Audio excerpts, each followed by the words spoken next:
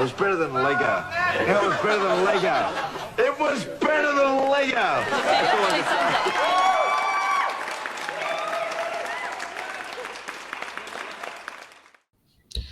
Good evening and welcome to Better Than Lego.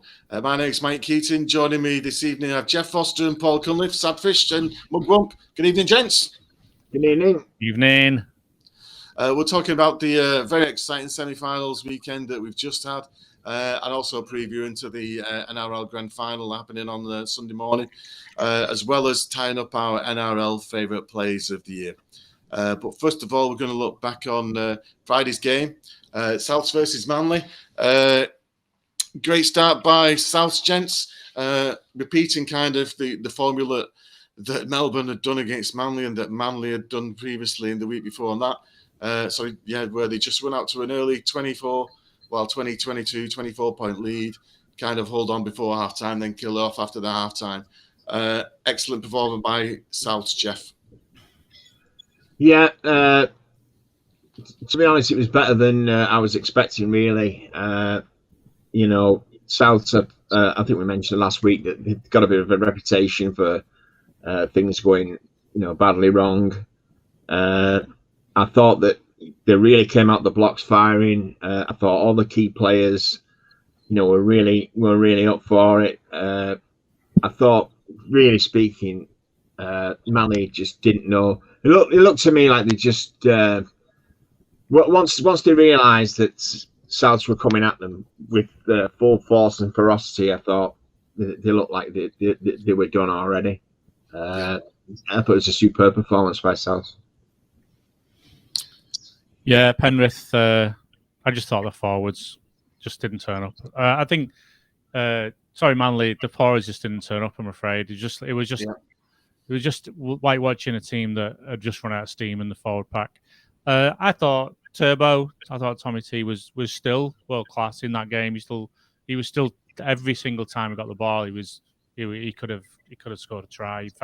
He felt like he was still playing to the best of his ability. But I just think they just didn't get on top at all through the game. So yeah, there's a lot of errors really cost Manly, which has kind of plagued them most of the season. Where they coughed up, I think, what was the error count, 17-11, which certainly didn't help because a lot of that seemed to happen in the first half as well. In terms of the forwards, we mentioned Souths. I think the interesting stat is that every player bar two topped 100 metres for Souths. The only players that didn't were Reynolds, who's carrying a groin injury, still made 92, and Campbell Graham, who made 98. And in contrast, we've mentioned, Geoff just mentioned, I think the Manly forwards couldn't really get going. Was it only Tapau, Olakatu, and that was it? They're the only two forwards with over 100 metres for Manly. The other two were backs. If you look at the line breaks and tackle busts, they're good. They've got good backs. They got good play makers. Yeah.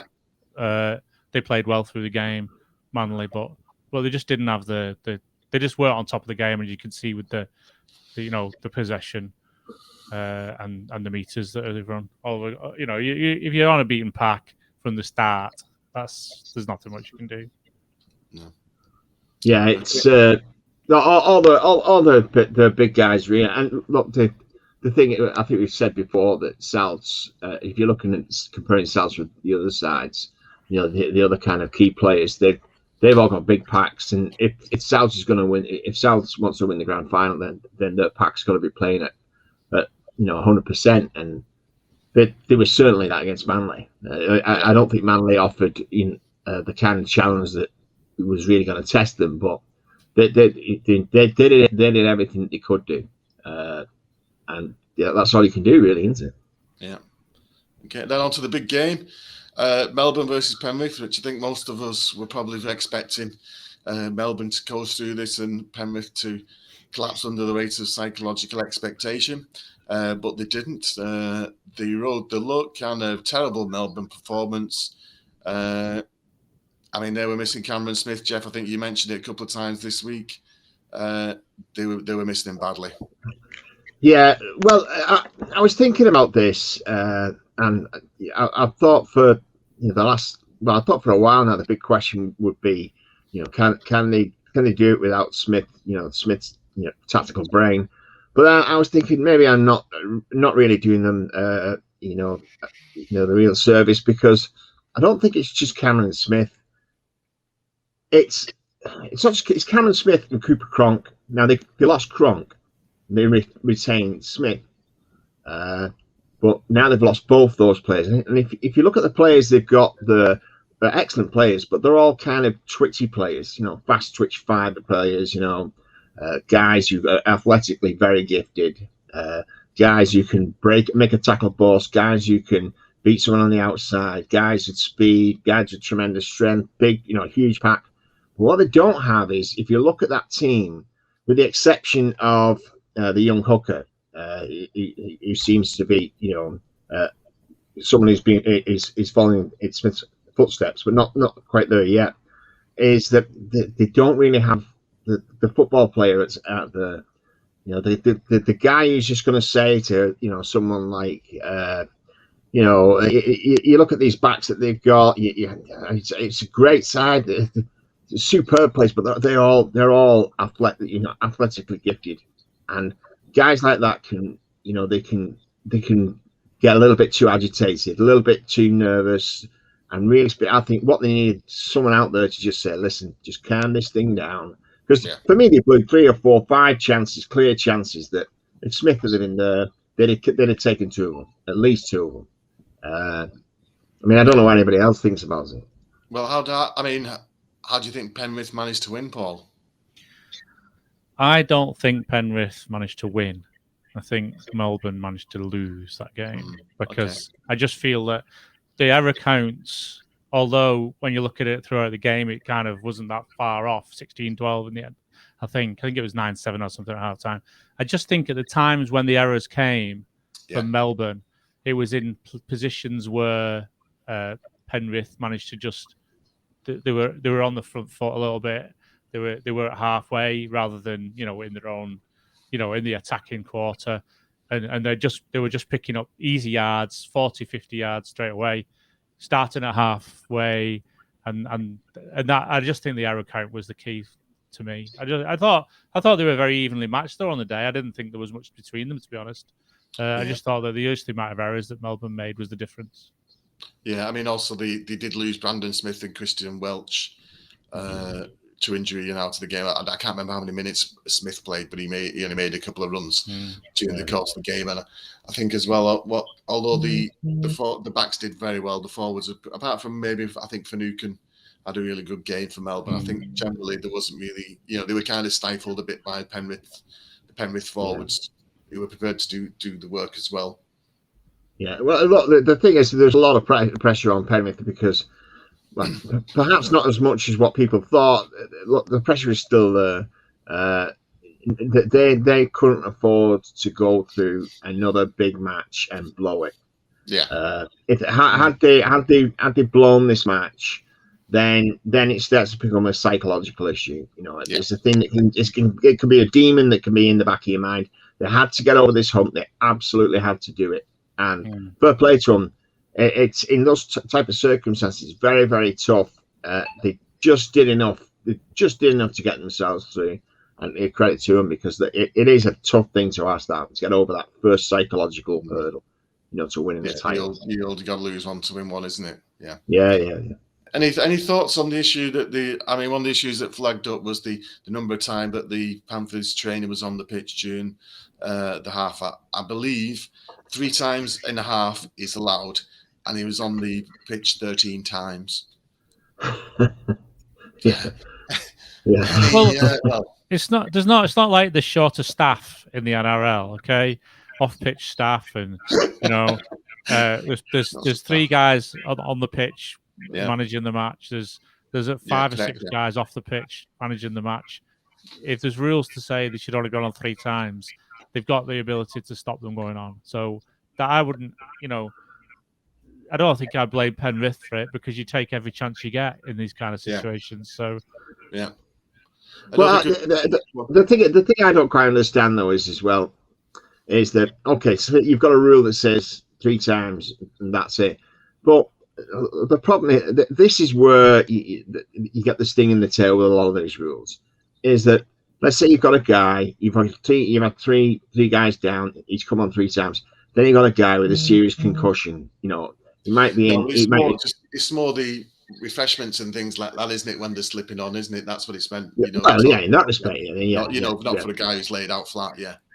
Because if you watch like the clips, like it's not like they're like stood talking to the guys like in the back plate. Like it's not just where he's like dealing with a guy he's laid out flat or anything like that. He's standing behind the line while he's having a drink.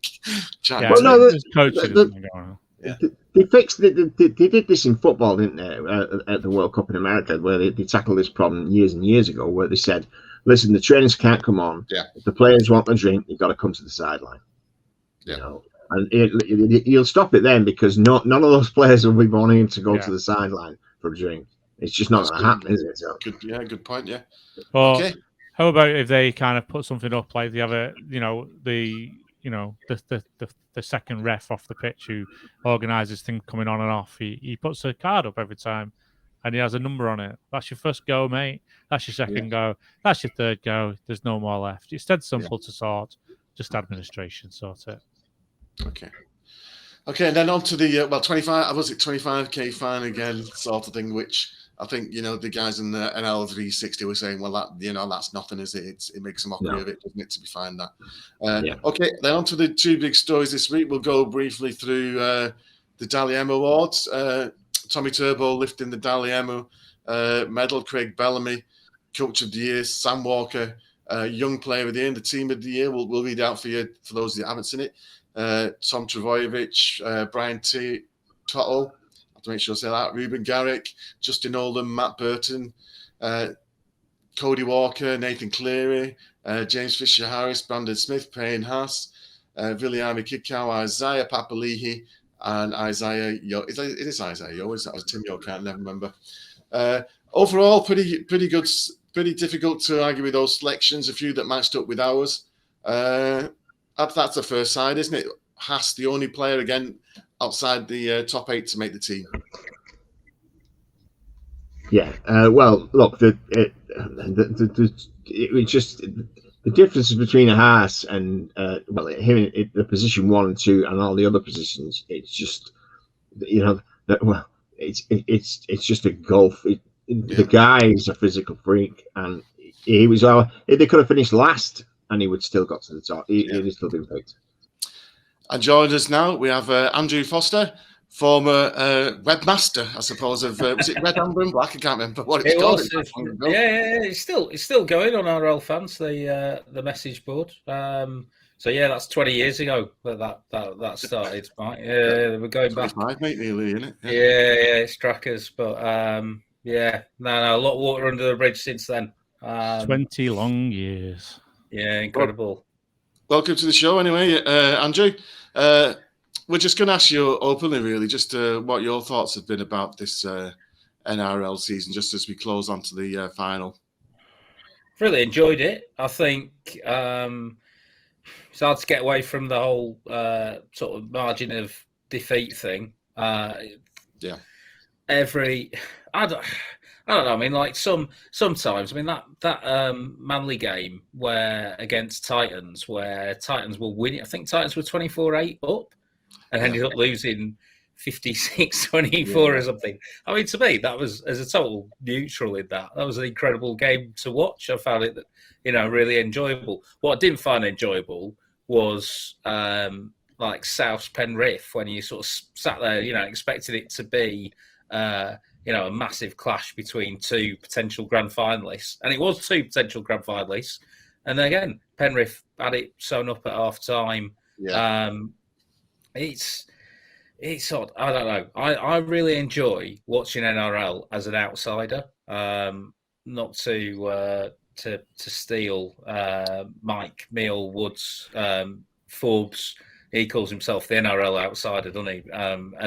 But I think it's a really enjoyable thing as a British fan to watch NRL. I don't, I'm sat here in a Balmain Tigers jersey, but I've got pretty much a jersey from every team. I don't massively have any team that I particularly root for, and just watch it almost like a soap opera all unfold, watch all the Aussies like fighting and arguing and sort of tearing lumps out of each other, and just be able to enjoy the soap opera, enjoy the drama of it, and then and enjoy the rugby league in and amongst as well. So no, it's been interesting.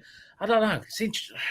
Like, here's one thing that they all seem to have forgotten about. Do you remember them all whinging about Penrith having half a team around Origin, and like how that was gonna, and how that was an amazingly bad thing and ruined the season or what have you? And it didn't at all. Penrith still came saying, "Oh yeah," so they lost 3 games. You say that, but Cleary got his shoulder injury in the Origin, didn't he? But he could have got that any time. Like, he got it in Origin. Well, that's rugby league, though, isn't it? It's like the nature of the game is people do pick up injuries and what have you, and also not in meaningless representative fixtures. Wow. Wow. Well, it is, isn't it? I mean, nobody's playing for anything, are they? Mate against mate. Yeah. Yeah. I mean, they're just two. It's not even a proper championship. You don't get Northern Territory or Victoria or Western Australia getting a chance. Maybe Tasmania would win Origin if they were just given the chance. What do you think of the table? I put the table up for you to. This year's been a bit of a crazy year with regards to things like Queensland teams and the Bulldogs. Have been terrible. I know people are focusing. We're focusing on this show at the kind of the top end of the table and the playoffs. But what do you think for next year with the Bulldogs being, and Gus? I think they can drag themselves out of this hole that they're in. And they got Adokar coming. They've got some big names coming, haven't they? Signed up, Bulldogs. Yeah. And they've got Phil Gould at the top, and there's a lot of criticism of him as to how much impact he was able to have on Warriors, so whether he takes too much credit for what happened at Penrith, whether the success they've had came from what he laid down or not. We were always really jealous of NRL, weren't we? Because they'd had all the massive turnout. Pretty much everyone had a go at being champions. Meanwhile, Super League, only 4 teams have won it, and one of them has departed as well.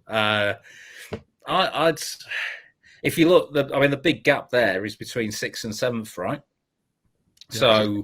So you've got that sort of bottom, more than half of the table who are way behind the top 6. Mm-hmm. And so the question. So on the one hand, good side of that is, well, there's 2 playoff spots that genuinely pretty much everyone down to the Broncos had a chance of getting to late. On the other hand, I suppose Titans. To be fair, Titans got one, and then very nearly beat the Roosters. And then I know Roosters obviously didn't get very close to doing anything with it. But I suppose there is a ladder. There's a way up for the Bulldogs. Just looks like those top teams are going to dominate for a while. Really, I don't know whether they're going to actually get clawed back by anyone, let alone the wooden spooners from this year. So who knows? Who knows? In terms of the season overall, is there anything in particular that's taking you by surprise? What did happen to Adokar? Like, in terms of, like, at the start of the year, he just looked absolutely unstoppable. And then it seems like people have forgotten about him. Sorry, he didn't make the Dally M's, did he? No. I think that's the case more with the 2 players, though, isn't it, really? They've had exceptional seasons, haven't they? Yeah, true. I guess one of the things is that Melbourne have been, they've won 19 in a row. But in the end, it comes down to one game that's a 3-try game, and it happened that they got 1 try and Penrith got 2, and that's the end of their season. No second, they had a second chance that they didn't need, and then it goes straight to semi-finals, and they're out. And I wonder if actually that's a bit of a problem with the NRL system, that a team like Storm can get booted out of the playoffs off the back of one very narrow defeat. prior to the grand final. Clearly, you weren't watching last week's show. Otherwise, you would know that the Storm have made 4 out of 5 finals when they've had the week off beforehand. Should be watching. Yeah, no, it is crazy, isn't it? Well, I mean, the Melbourne Storm handed they didn't. It wasn't like as if the Panthers played fantastically well. They played well, but the Storm were kind of, knock on. Oh, these are really unusual error-making machine that we are today. Where's all that come from suddenly? So, well, you know what the crucial part of that was Nathan Cleary had clearly been digging out his old Steve McNamara videos, and that kick was a perfect replica of the kick that Steve McNamara put in for Nathan McAvoy in 1999 at Odsal against Leeds Rhinos. There's no two ways. He's clearly a student of the game. He's Nathan Cleary. I've got something for you. Interestingly enough, talking about the NRL, and this year they've not actually missed any games, right? Okay. They had one weekend where they almost missed some games, but they managed to get the games back on the Sunday, didn't they?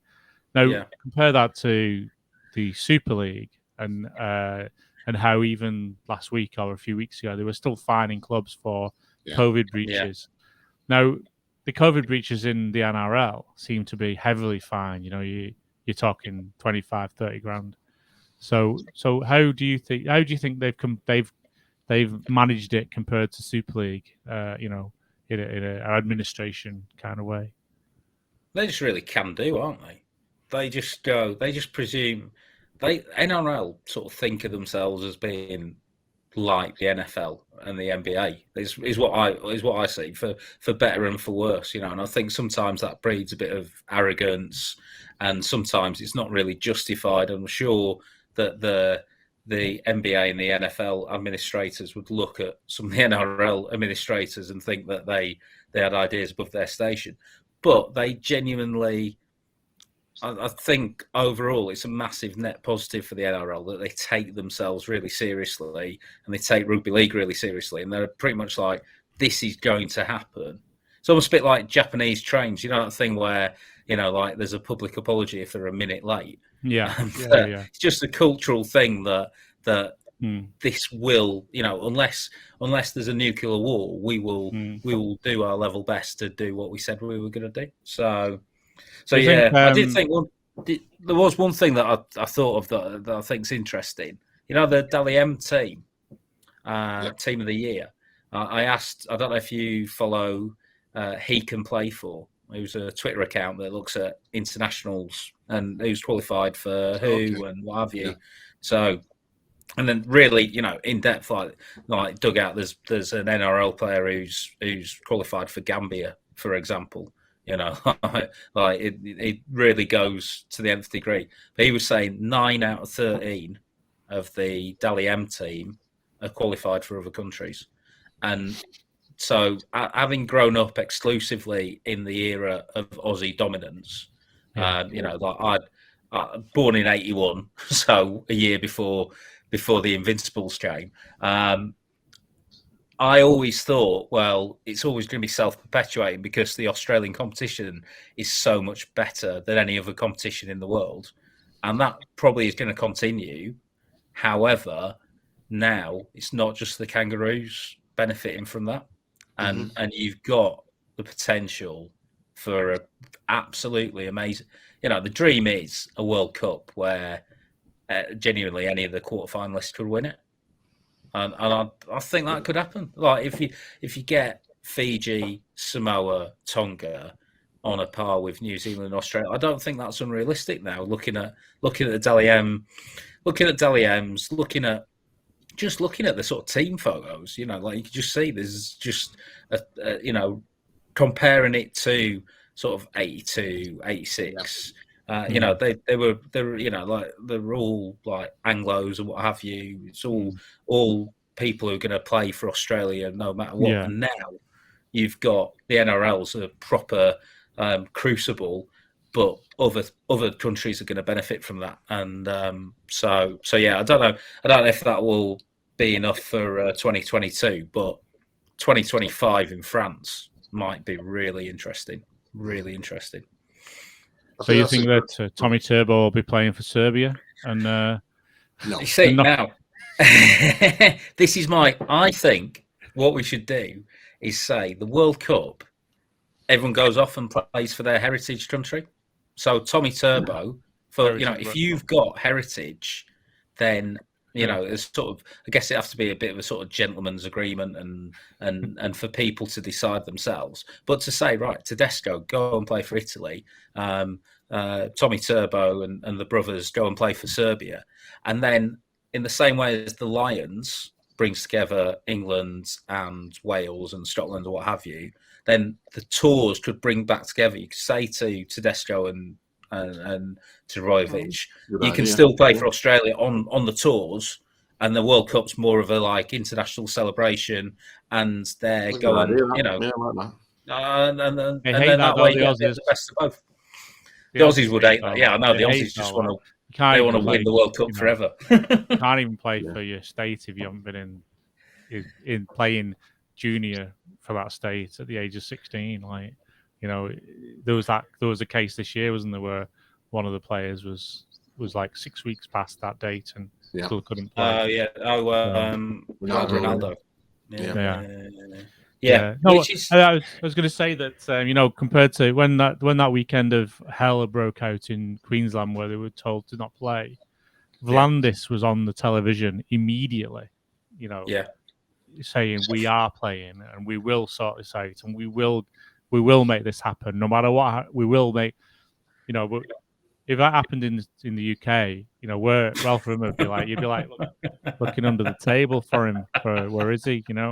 Where are these guys? You can't compare a league over here to a league over there, can you? But he's still got to stand up, hasn't he, for the sport? And you just, I can't say he's standing proud in front of the cameras all the time, bigging up the sport, and there's been a lot of previous administrators who have stood up in front of the cameras when there's been a problem or when there's not been a problem, and just every couple of weeks they'll come on and they'll say how good they're doing and how good the sport's going. But we just lose. But the difference. I just think that the difference is that they've got people who are willing to just go, we're the boss kind of thing, and we'll try our best to do everything. And that's how they got everything going again that weekend. I think the Queensland Supreme was taken aback at the. We will sort this out. We will be playing. And although there was probably quite a bit of money passing around, so to get just on the COVID, I know for the Friday, isn't there? It's still possible because there's been a COVID scare in Queensland, hasn't there, in Brisbane? Yeah. Over the last 7 days or so. So there's still a possibility that it might move. They said, but I think it's unlikely. Yeah. But it still might move at the grand final. Actually, on Gus's podcast, they were saying that it could be even on the day of the game, they reserve the right to move it on the day. No, there's no way. No. It's not around the Townsville. It's not like going from Manchester City Stadium to Man United Stadium in Manchester, from the Suncorp Stadium to Townsville. I don't know what that is, about 800 miles or something like that. It's a long way. It's not like around the corner to transport whatever thousands of people who want to watch it. And it's only 6 COVID cases. I mean, I know it's embarrassing for the UK having 36,000 cases every day, but they've got 6 cases. And I think, as Kenty said, the NRL would be better chasing these people down, these 6 cases down, and isolating them give them $1,000 each to isolate till Sunday to keep them out of trouble. So there's no more cases. Because I've got COVID as well, so have I. Here's a question. So everyone's been moaning about massive blowouts all season in the NRL. How did we get 2 games? So Penrith have had 2 consecutive games, 8-6 and 10-6, right? How did that happen? They were both played under 6 again rules. So what was different about those matches that allowed a almost sort of 1980s style pair of storylines to come about? Do you want to answer that, Paul? Or okay. Any thoughts? I genuinely don't know. Well, I think most of the time, certainly. Well, let's just deal with this year, really, isn't it? Mm. You know, anybody, you know, they've already identified teams below sixth that it's fairly competitive, and when those teams play each other, I mean, although there has been some blowouts, it's still been generally fairly close. And you know, teams on similar levels have been close. You know, the top six playing each other. Parramatta turning over Melbourne a couple of times. They've always been close, haven't they? So although you've had like the blowouts with, you know, Penrith against Souths and Melbourne as well against them, I think most of them are fairly tight. And of course, you get into the finals, people reining in a little bit, don't they? They're not quite as adventurous with the ball, knowing that, you know, field position, that sort of thing kind of takes precedent. And I mean, well, we made a comment this week when, not this week, earlier this year when one of my mates came down, he was moaning about the NRL games, that they just weren't as exciting. And we started watching a couple and we ended up putting a film on. And I watched the two games. And it was two games which came down to the last play of the game. And I think I might have mentioned it in one of the sessions. And that I can't remember who it was now. I think one of them was Newcastle. Is it Newcastle? And doesn't matter who it was. But both of them going down to literally the last play, as in, you know, someone going in at the corner, scoring a try to send him to golden point, and someone missing the touchline conversion, which then went into golden point. So it's there, but finals are different, aren't they? I mean, you still get the odd blowout, but they've only, you know, we've had the ones where, was it Manly and Melbourne, but you know, it can get like that, can't it? Once you've had what's the word? Once you know that you've got another game coming up. You know, if you like the game's gone after an hour, you've seen it over here. Sometimes teams ease off. I wouldn't say they ease off here. They're still very professional in the NRL, aren't they? But still, you can't overcome like a 24-6 deficit, can you? No, not off. Well, you can if you're Whitehaven against Bradford, but but not against like teams like who don't shit points generally, do they? No, very true. Yeah, no, it's it's a different world over there. It's just interesting. I don't know if you fellas bother to watch us get knocked out of the playoffs by Batley, but it's the interesting little thing that I noticed today. Now, Bradford Bulls 3 World Club Challenge opponents have not managed to win an NRL Grand Final since. We beat Newcastle and put the curse on them. Yeah. Then we beat Penrith, who might end the curse this week, but have not won it since. And then we beat West Tigers, of all teams. And then we put the curse on ourselves, worse than anyone else. What do you think that means then? Do you think that means there's some sort of curse there? Or do you think that the Bulls are lucky and they face three easy Aussie teams? The three West Aussie teams. West Tigers haven't even been in a grand final. No, it's pretty funny. We did have Andrew Johns did play us, but then again, Andrew Johns on party mode is probably different to Andrew Johns on playoff mode. On that note, really enjoyed it, fellas. Great to see you. Yeah, thanks a lot, mate. Cheers, Andrew. Good to see you, mate. Again. You must come on again. Well, nice one. Till the next time. Right, I will see you later on. Cheers, then, fellas. Okay. Right then. There you go. Yeah. Okay then. I'll stay on to the grand final then. Wayne Bennett's 10th grand final, and also it could be the last hurrah for a few players. Adam Reynolds, having grown up a couple of blocks away from Redfern, likely to be, well, it is his last game as he goes to Brisbane. Benji Marshall, possible. Jaden Stewart as well. And also Dane Gagai, who's going to the Newcastle Knights. There's also the issue that Nathan Cleary, hunting for his first grand final win. I think we tweeted a little bit earlier that no coach that's had more than 250 games has ever won their first grand final after that. And Cleary is the second longest serving coach without a premiership, which was Brian Smith. I think his league's outside of 600 odd. So that's a potential record that could fall this weekend. But the other record as well is that no side has ever won a grand final after conceding 50 points in a game during the course of the season. Of course, South have conceded that twice. So first thoughts. I'll start with you this time, Paul. Let's your thoughts initially in terms of who you thinking for the game and what they're going to have to do to get on top to win the game. Well, I'm of the opinion that this is going to be an easy win for South, to be honest, because Okay. I think that they'll be fresh. They already look fresh anyway. I thought when they were playing last week, the week before last, I thought the forward pack was really quite easily dominant, and I'd still had a few games left in them, and I think that the whole, I think Bennett, you can't get past the fact that it's his 30, 50 year in coaching. He's 71. He's got all the experience in the world to guide them through this week and into this final. And I think if he wins this final, he'll be the greatest. I think he's going to go down as the greatest coach in the game if he gets to this point, because there's he's been so much under his belt over the years. And I just think that Penrith's. I didn't think they won the game against Melbourne. I think Melbourne lost the game, and everything to me kind of points to if Penrith don't get moving pretty quick this game this weekend. You don't think they're going to do something different though this time? I mean, Cleary's already came out and said that they kind of concentrated too much and trying to bomb the hell out of Taff in the first game, in the previous game.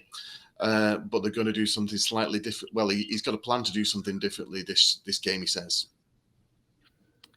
No, because I think 6 weeks ago, when Penrith were slipping a little bit, we were all saying, that they were going to start. They had to start looking after Cleary. They had to do this. They had to do that, and they didn't do anything really. They've only just hung on, I think, to this position in the table, and I don't think they've got any other. I don't think they've got a plan B.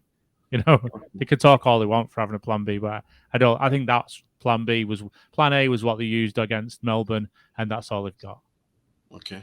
Just before we move on to you, Geoff, a couple of late team news yet, and we won't find out now what's happening, but I know Dylan Edwards is a doubt. Adam Reynolds still may be carrying a groin injury. I don't think he was only in the 25th minute. I think he put his first kick in against Manly, which resulted in a try. So they're both of those. I mean, less so Edwards. I mean, Edwards himself isn't perhaps a major concern if he misses, except the fact that it will put someone in the fullback position who isn't as reliable. Perhaps Crichton. We saw what sort of disaster Crichton was in the semis in the fullback a couple of weeks ago. How do you see this one playing out, Geoff? And what can Penrith defy Sadfish? Well, for me, the crucial thing is this: both sides got very talented players, talented in different ways. I would say South's. You've got guys like Cody Walker, a real off the cuff kind of player. You can't really predict very often what he's going to do. You look at Luai's similar, but Luai plays within a system. He's a system player, and he plays well with Cleary. Those two are a very strong partnership. For me, look, if Cleary plays to the best of his ability, if he plays at the top of his game, I don't think South's going to live with them because Cleary's kicking game is just light years ahead of anybody else's in the competition. If Cleary's kicking game is on the money, we've seen it happen time and time again. He's peppering the try line. He puts that ball just where defenders don't want to have to defend it. I think in the last few weeks, his kicking game it hasn't been bad, but he's not reached the top level that it has been in the past. If his kicking game is on the money, then I can't see him be beaten him. I don't think they can be beaten if he's at the top of his game with his kicking. I mean, it does beg the question, Paul. If Reynolds doesn't have the kicking game for Souths, whether Souths are going to be playing out from under their own sticks for the most of the game. No, I think the forwards are too strong. South's forwards will take them out every time. I think if I think again, I talked about Cleary he's an injured player. If he keeps hitting that line, it's gonna go at some point. He's gonna feel a twinge, and I'm surprised he's got as far as he has, because a lot of the time when I talked about this months ago, that when you've got a player who's so pivotal as Cleary is for this team, if you don't look after him, it's only it only takes one odd tackle for him to be that's his game over, and that's the grand final over. And if they don't look after him, well, for me, I agree. I agree with you on that point. But there is a caveat there. I would add to it, and it's if you look at a situation like that, well, the disproof for that would be Andrew Johns in the grand final for Malcolm Riley's side, where Johns should never have played that game. The medical advisors and all told him he shouldn't have played that game. Yeah. He was running a serious risk of severe. He had a punctured lung. I think he had a punctured lung, didn't he? And they had to put like 3 needles into him. And if Malcolm Riley is saying the guy shouldn't have played, and this is Malcolm Riley we're talking, sometimes those real top level players, and they are very rare. And I think in 90% of the time, I'd agree with Paul on that point. It's just that when you have these rare players, these guys, they can just dial up just levels of performance and levels of determination that are just not found in other players. Now we don't know if Cleary's that type of player, but if he's certainly a candidate for being one of those types of players. Yeah. Okay. Absolutely. Interesting start from the last weekend's games. Cleary covered the second most yards in the game. I think can't remember who the guy who covered the most yards, but he was the second most yards covered in the game, and I believe he's in the top 5 of the season as well in terms of meters covered across the pitch or for average per game. In terms of shutting South down, it's got to be important that there's got to be a quick line speed from Penrith. If they're going to stop South, it has to be stopping them getting that ball out to the left wing. Yeah. Out to Gagai, Johnston. Got to stop that. Got to be up quick. Got to be in the face. Yeah. Well, look, Gagai is proven to be not just in state of origin. The guy's a big game player. Yeah. You're watching during the season, and very often you think he's not meandering through games, but you don't see him an awful lot. But then you see these big games turn up. I've seen it countless times with Gagai, where he just seems to just flip the script to the next level, and he becomes superhuman. He'd certainly be a player that I'd be watching for. They'd have to shut him down, definitely. Okay, and who are you tipping, Geoff? Then I think Penrith have got the experience. They'll want to right the wrong of last year. They've got the experience. They know how to win. Yeah, I think they'll do it. Okay, I think I'll be honest with you. I think it's going to go. I seriously think it's going to be a last-minute golden point sort of game. I really think it's that close to call.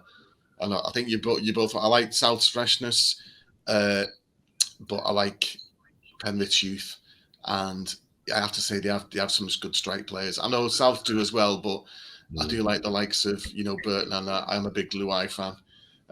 Okay, so before we wrap up, then we'll go through the final positions in our teams for our favourite NRL players of the year. Just to run down, I suppose we'll ask you, Paul, have a think about this while I just read out the teams. But we've picked already Geoff's Nico Hines, Ado Carr, Matt Burton, Justin Olam, Brian Toto as the 3 quarters. I'd gone for Will Kennedy, Jason Saab, Burton, Joey Manu, Jordan Rapana as my favourite players. And our front rows was Haas and Smith. We both agreed on that. Burgess for Geoff and Warrior Hargreaves for me. Paul, any names that we've missed out there that you would choose as your selections of your favourite players who you really enjoyed watching this season in the 3 quarters and the front row? I'm right on board with all that. I think you guys have got it right. I think for me, I know Tommy Turbo has been out and out probably the best player, but of course, yeah. I think Cody Walker's been, if you're looking at Tommy Turbo as being a kind of like a bit of a superhero, and Cody Walker's been grinding out wins for don't get ahead of ourselves, because we're just about to do the halfbacks and the standoffs. Sorry. So let's not get ahead of I thought you were asking me every position. Not things come loose. Yeah. Oh, your ties come loose. Okay. onto our team selections then for halfbacks and 5'8" standoff.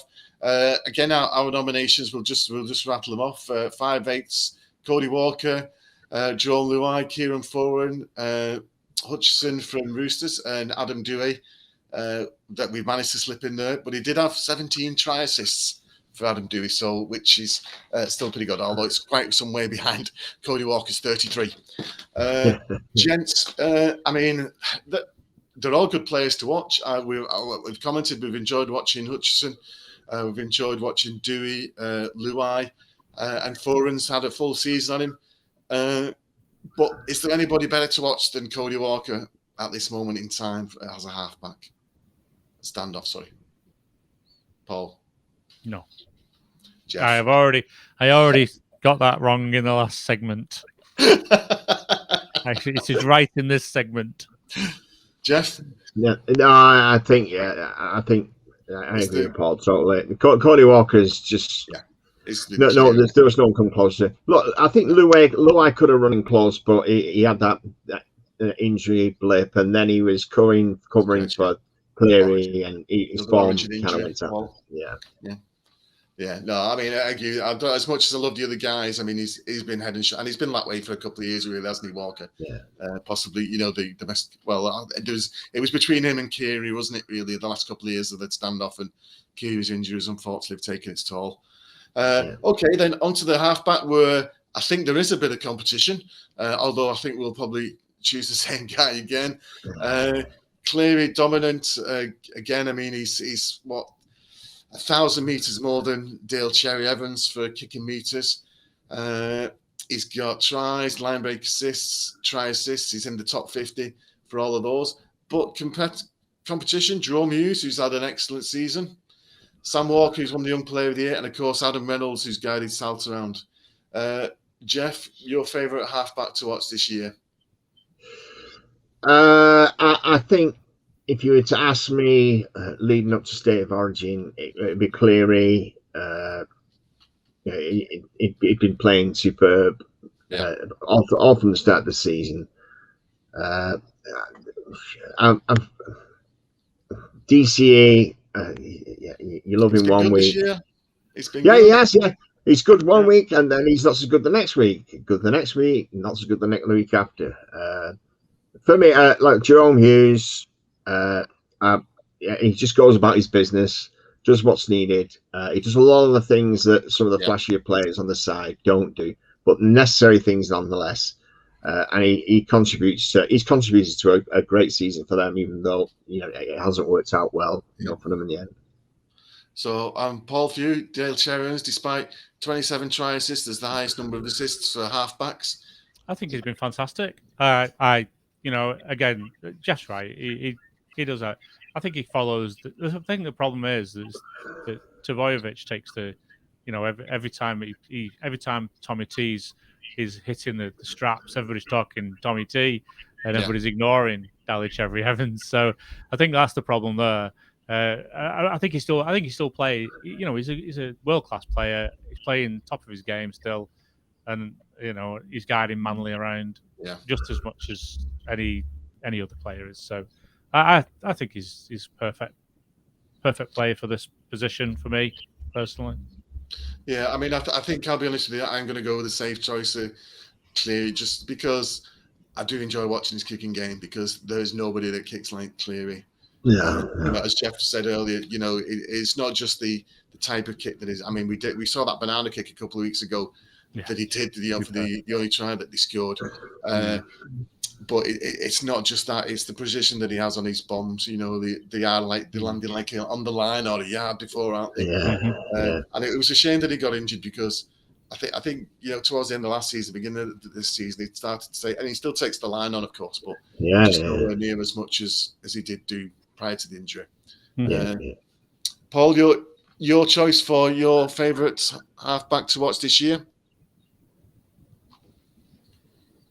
Didn't we just say that? Oh, did you choose? I don't know. Who did you choose? Sorry, I didn't catch you. Dally. Oh, sorry. Of course, yeah. Okay. Do you want me to go on further with it? Onto the back. Up already. Yeah, onto the back row then. We'll start with the second row. Just run through our nominations this year. David Fifita, with 17 tries, is the only back row to finish in the top 50. Viliami Kickout, who appeared in the Dally M team. 9 tries, 12 line breaks, 10 line break assists, 3,000 meters nearly, 1,200 post contact, 87 tackle busts, 39 offloads. I think he's the only guy who features in all of those categories out of these. Isaiah Papali'i, who topped the hit-ups of the back rows with nearly 400, 3,700 meters, which is how many far? That's 800 more than Kickout. In fact, it's 800 more than the nearest other second rower. He's also topped the post-contact meters for back rowers, second to Fafita for tackle busts, and 809 tackles and 30 offloads, which again, the 809 tackles put him in the top tier of defensive back rowers, and the offloads as well in the top 50. Also, Angus Crichton made the Dally M team. He's the guy who came just short behind Papali'i for yardage, but again, Crichton is up there with post-contact meters, tackles, and offloads as well.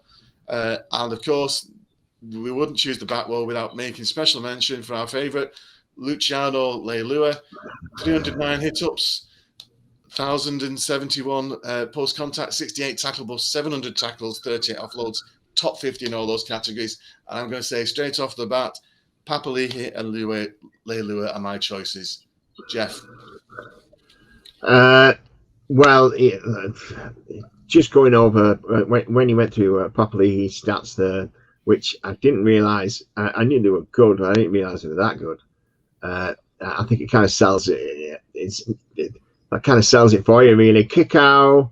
This hasn't been Kickout's best season. Fafita has had a lot of splash plays, a lot of moments in games where he's just exploded. But then he kind of drifts out of the game a bit too much. Papali'i, Crichton. I think I would go for Crichton and Papali'i over Leilua. I think the only thing that kind of doesn't help him that he's not on a good team. You know, I think if he'd have been playing for a better team, I'll probably be picking him. Yeah, but I'd say Papali'i, Crichton. Paul? Well, I fully agree with that, but I think Kickout has got like this thing that, you know, he's only been a professional rugby league player for about 4 years. I think he was about 22 when he started playing for. That's when he made his debut, 22, I think. So, you know, very late in reality, and to become in 4 years what is a machine in statistics moving forward, you know, absolutely superb. I think you know, if you're looking at all these other players, brilliant, but to do that, you know, he almost missed the boat essentially, and has come in 4 years ago as a 22-year-old and ended up 4 years down the line on the Dally M list. I think you said is just supreme, and his statistics are fantastic. So absolutely, it is exciting to watch when he's on board. Well, I mean, all of those back rows, they're all exciting. You know, to watch. They're all capable of breaking open the game. You're certainly likes of Fafita and what's his name, Papali'i. Papali'i, 150k. That's how much he's cost. Power matter, 150k. Took a pay cut to go from Auckland so that he could get first time. What an absolute banging, no doubt, signing the season. Get him down at Saints for that. Yeah. Right there for us. I think he's more than 150 now. Okay. And then onto the lot forwards. I've not put a name on our list yet, but nominations for our favourite players to watch: Nathan Brown, Jake Tavojevic, Murray and Yo at South and Penrith. And of course, I forgot Victor Radley off that. I mean, I will ask you first, Paul. Everybody likes to watch. I mean, it's tough for me. I do like Nathan Brown. I have to say it. I do like to watch him, but Victor Radley is exciting. I'll be honest with you, right? I've passed up on these players quite a lot this season, and I don't know why that is. You know, I don't know whether it's because the game has changed so much that, you know, a lock forward doesn't. You know, when was the last time I saw a lock forward play proper lock position? I can't remember. So I think they're just, you know, I know what you're saying about Brown, superb. I think I'd probably go that way as well. Jake Tavojevic, you know, I think, you know, if Jake Tavojevic didn't have his superhero brother, okay, people would probably be talking about him a whole lot more. Yeah. Well, he's a great tackler. Puts some He's amazing superb. hits in, doesn't he? Yeah. And he's out of our back rowers, he's the top tackler of the back Absolutely. rowers. Beautiful. Yeah. Jeff? I think a guy that his name gets mentioned a lot, but not as much as perhaps it should. I think he's the unsung hero at Penrith. He just does everything. He's one of these guys that he's a multi-skilled forward. He's got good hands. He's very. I like the way he tackles. He's not expending too much energy. He just brings the guy down. There's no big force. There's nothing. You can move him around different positions. He's a modern footballer. He can play a lot of different positions, and not only that, he can play well in a lot of different positions as well. You can move him around. And the other thing is, whenever something's happening, his name is always there and thereabouts. The thing is, there are other players at Penrith that get the kind of, the accolades, but his name's getting mentioned. You look at any try, I'll guarantee he's been involved within that 6 sets before, the set before. Yeah, well, I mean, the fact that he's named in the Dally M team kind of, says that all. But yeah, I think you're right there. I mean, I wouldn't say it's quite exciting to watch, but I know. I agree with you there. It's exciting to watch, but he does lots of it. I mean, I'll say that about Cam Murray as well. The same.